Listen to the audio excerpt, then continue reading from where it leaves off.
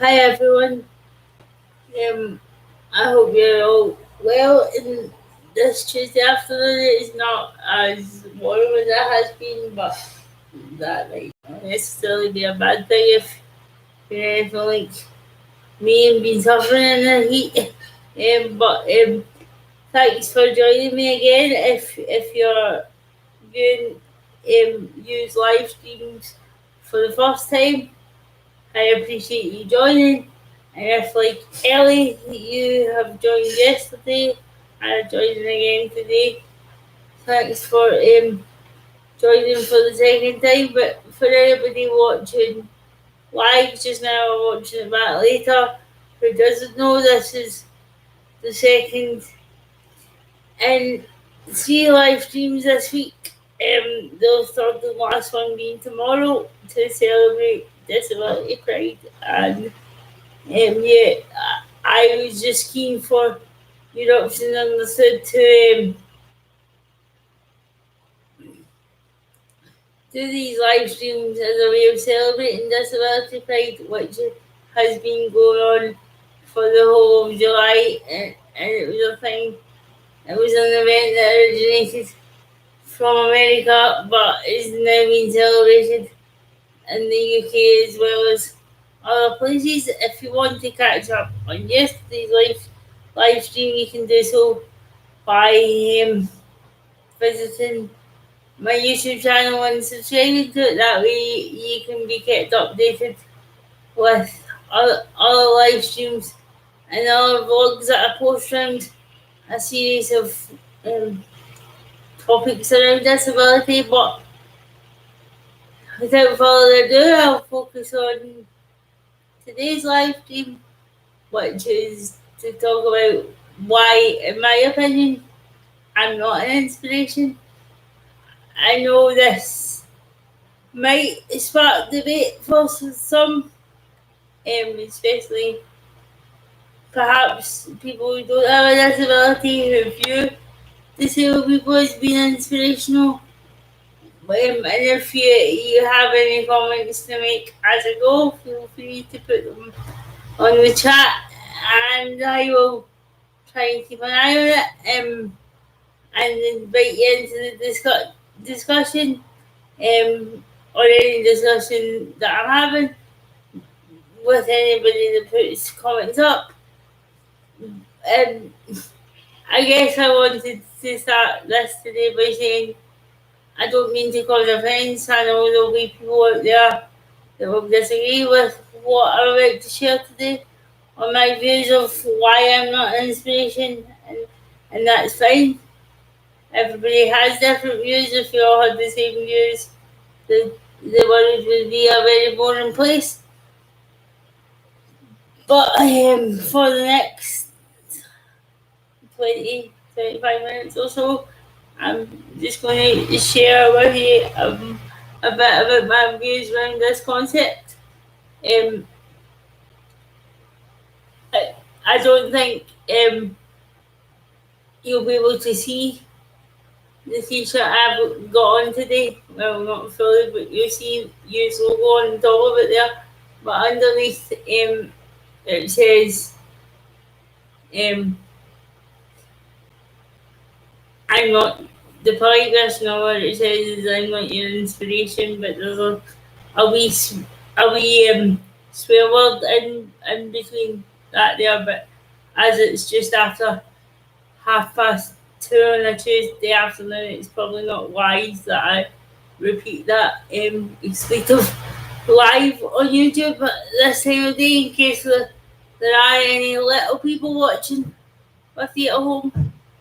But I'm sure you can figure out what that swear word might be. And if you can't, feel free to hop over to use shop to see for yourself what the full wording on the t-shirt actually is. Um,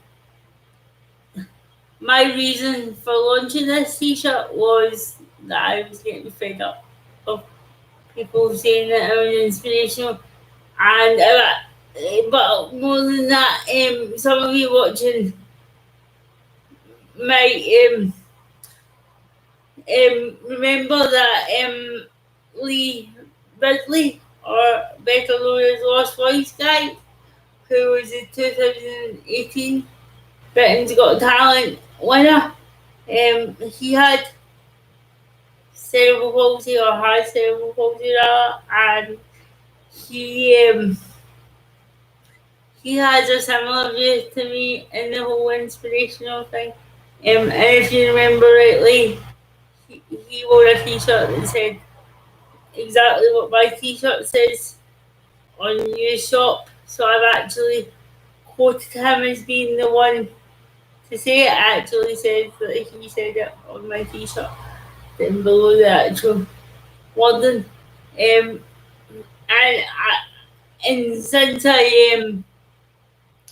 since Lost Boys Guy Lee was on Britain's Got Talent, I actually met him. After he performed at the Edinburgh Festival, I went to see him at the Edinburgh Festival, and he did a meet and greet afterwards. I can't remember exactly what his joke was in his whole set, but he did quite a lot around why he wasn't an inspiration and why he hated being called an inspiration. And obviously, for those of you that remember watching him, you know that Lee uses a communication device, as he can't communicate verbally, um, but he uses a communication device as part of his daily living and all the way through his act, which, in my opinion, is a talent in itself. But when we went to the meet and greet afterwards, my somebody that was with me said to him,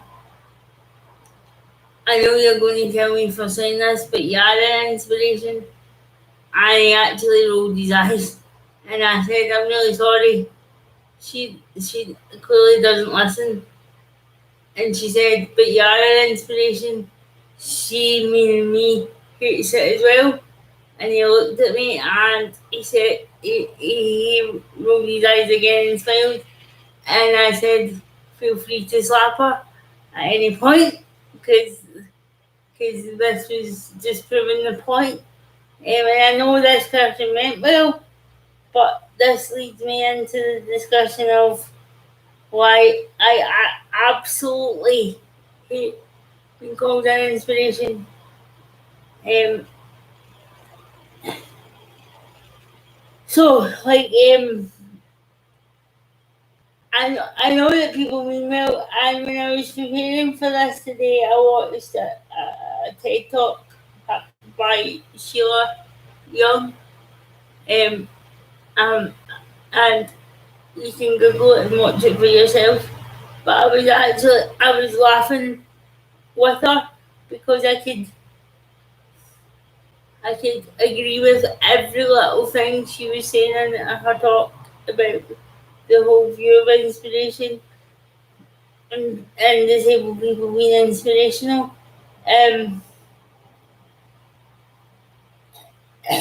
she saying quite rightly so that non-disabled people have this view of disabled people being inspirational because society and non-disabled people have this view that disability is a bad thing with a capital B and a capital D. It's actually not. Uh, uh, like, I'm not going to sit here and talk to you and say that it's an easy thing to live with. It has its challenges at times and it has its frustrations that come with it, but it's certainly not a bad thing. Like I said to you yesterday, as much as I advocate for the disability not being a big part of who I am, without it I wouldn't be the person that I am. So it's certainly not a bad thing. Um,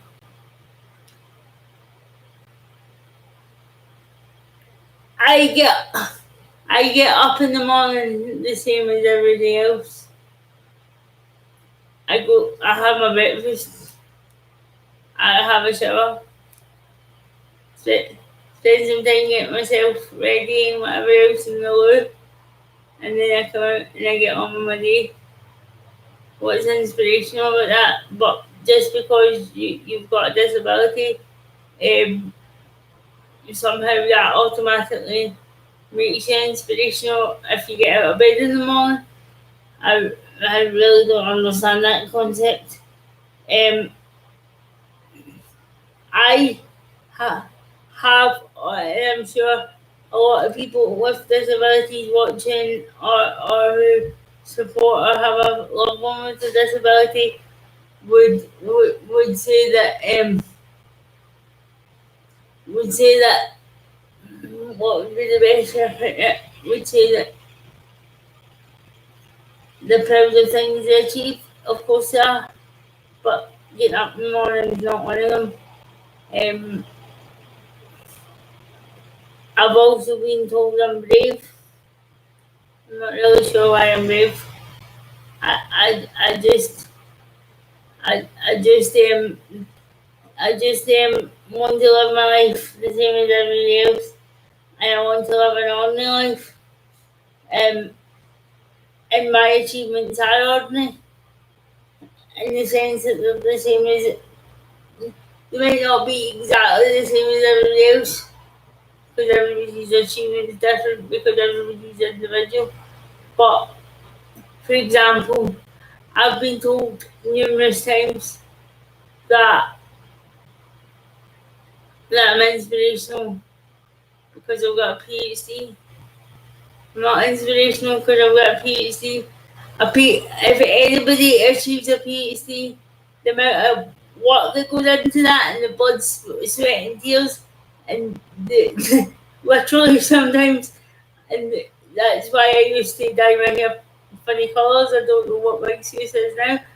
But joking aside, the amount of effort and time and just energy that goes into writing a PhD thesis, anybody that achieves that, that's a major feat in itself. And it should be acknowledged for anybody.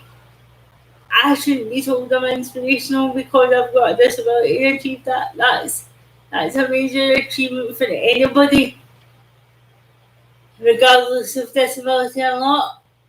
And I'm always, that's just one example where I'm always quick to correct people when they tell me I'm inspirational because I've achieved a PhD. I'm really not. And whilst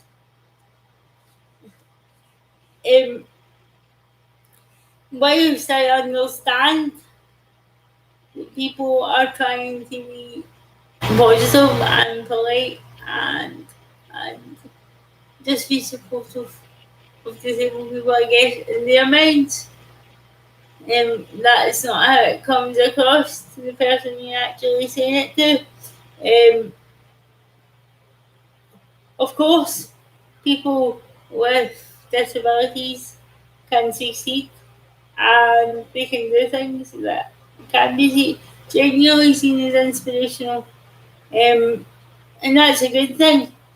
It gives us the power to change the world or at least change the narrative for disabled people. I'm not saying, for example, that I can't inspire people with disabilities to, to see their true potential and achieve that. That's great if I do that.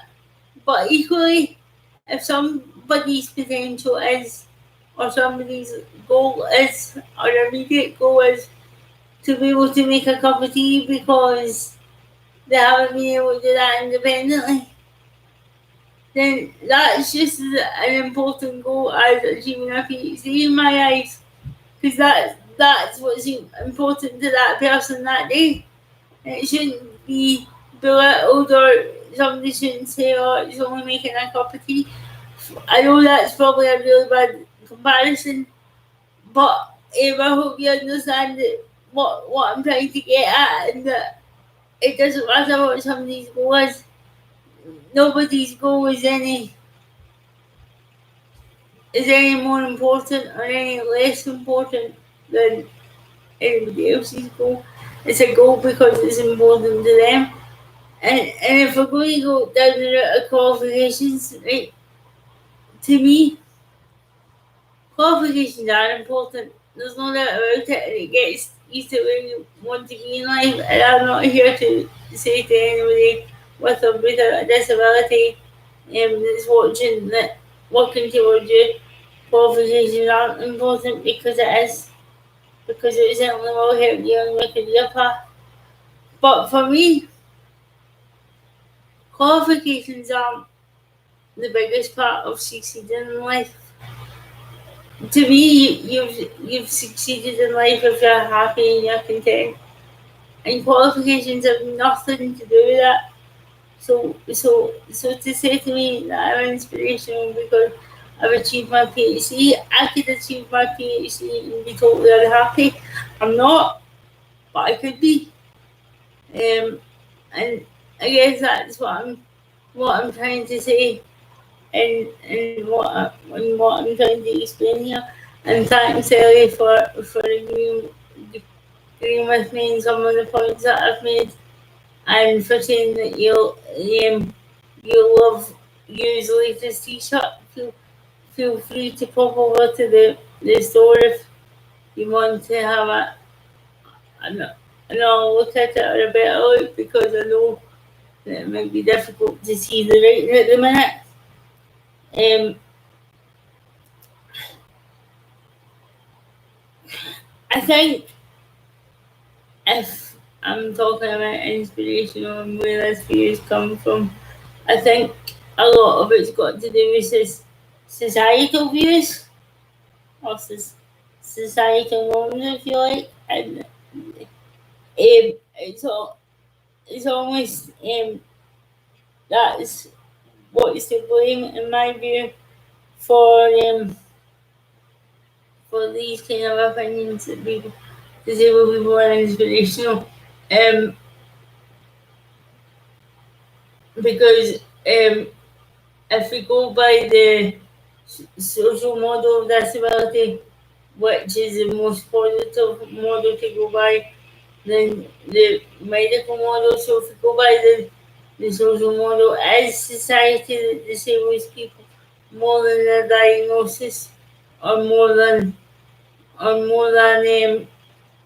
anything within their body that lets them down, if that's the proper way of saying it. Um, I when I was watching the TED talk by Stella Young in preparation for today, she made a good point that really stood out for me.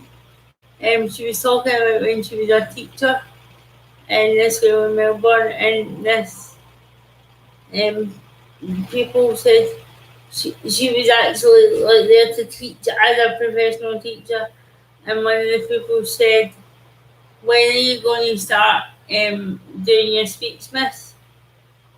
And she said, "What speech?" And he said, "Well, when disabled people come into schools, they always talk about talk from a motivation point of view, and actually she was just there to teach like any other teacher." But that says a lot about the society we live in. If a people um, and his only understanding of disability is that disabled people come into schools and talk motivationally, why could he not understand that Stella Young was there to be his teacher, like any other teacher in the school? Because of the society norms and how he understood disability to be. That's why. Um, and it just puts it into perspective.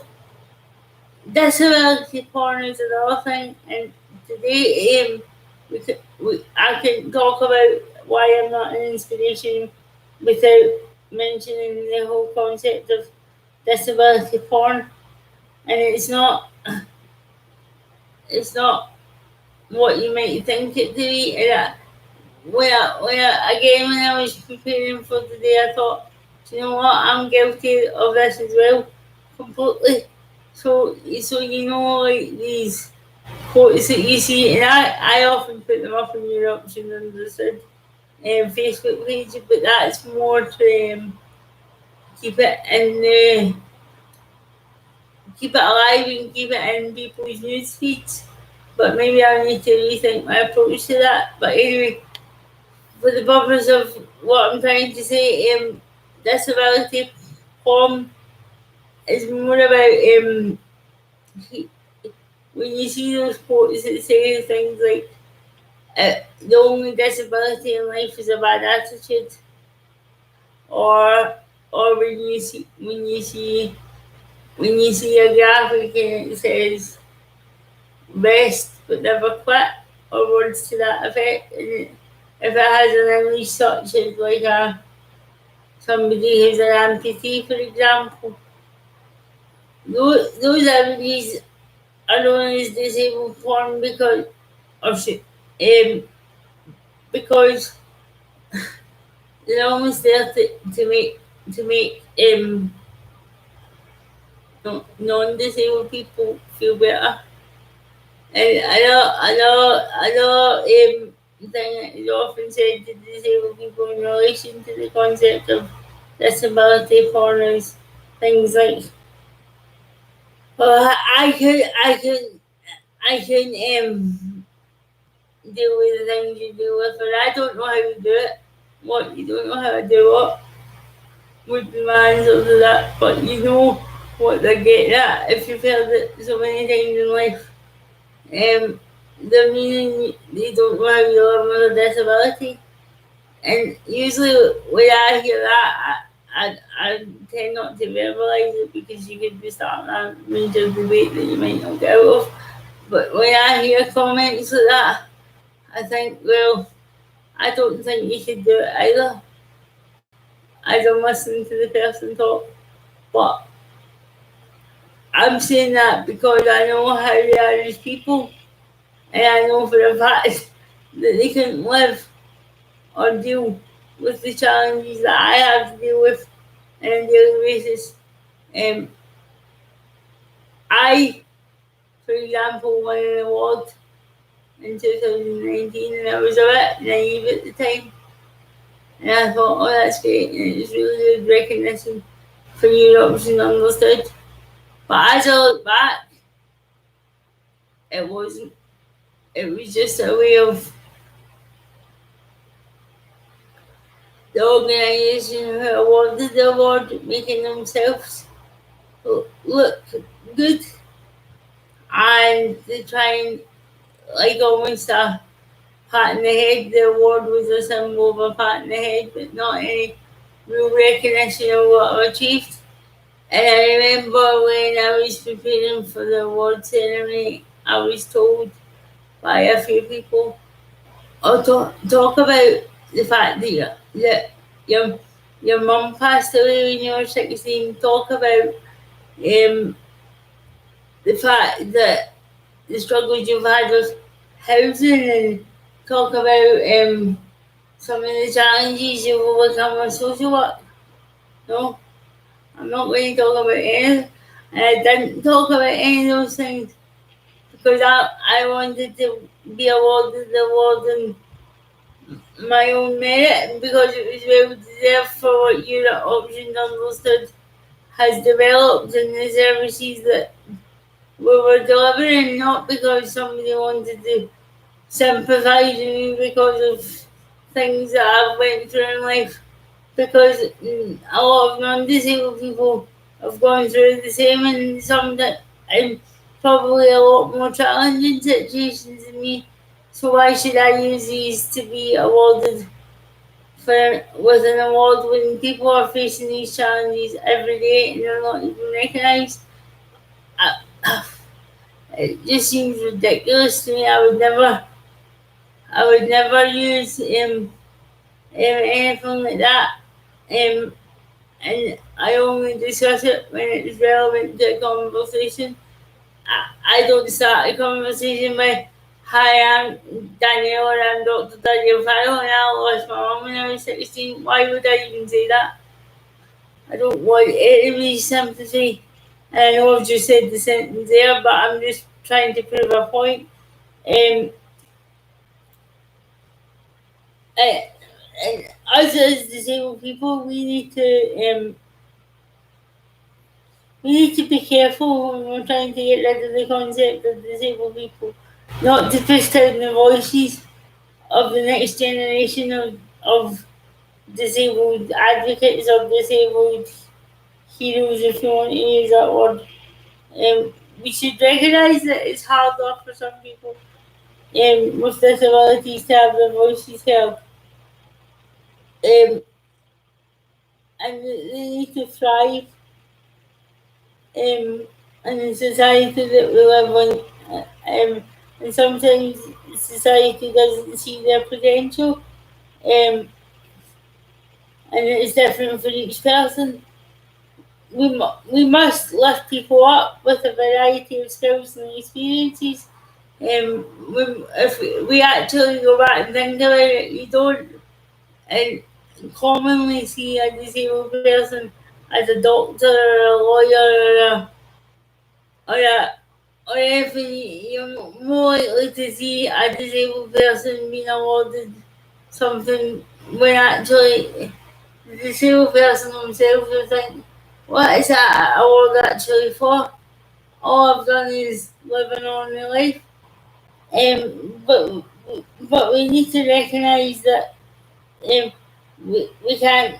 There are people out there that won't be able to voice these kind of things, and we don't want to take that away from people. And people need to be recognised for their successes, but it's about having that balance. I mean, where would the world be without Lewis Braille, who invented Braille, obviously, which has obviously changed the narrative for disabled people, or people like Helen Keller, or other people.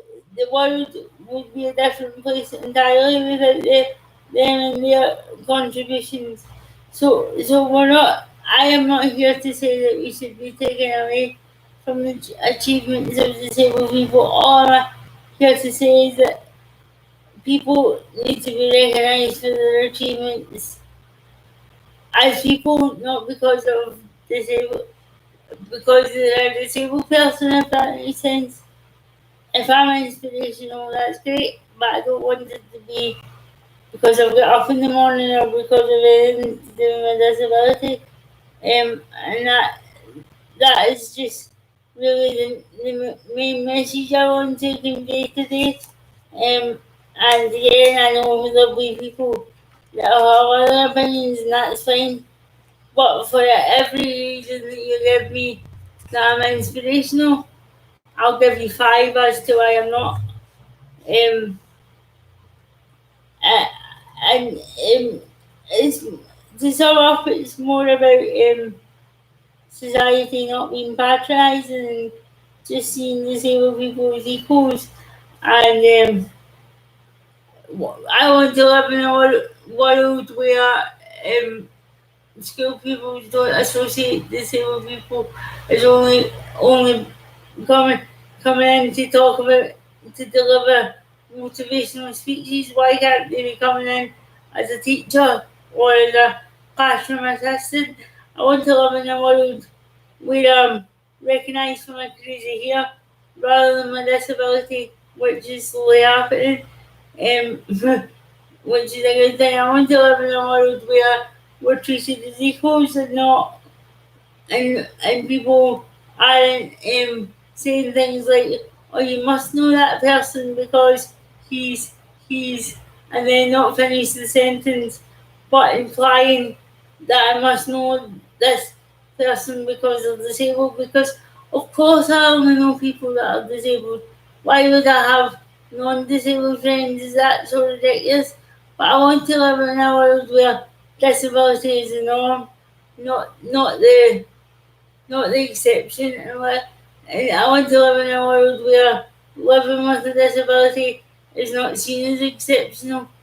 It's just ordinary. Um, I I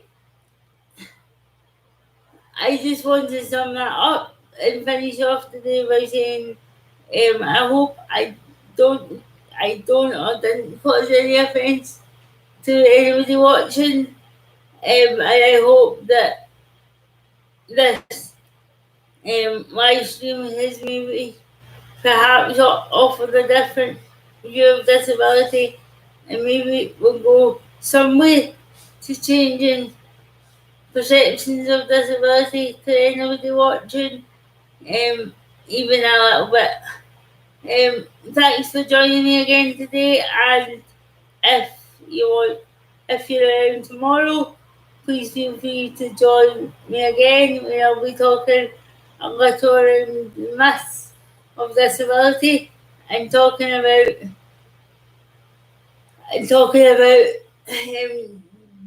d- dispelling some of the most common myths.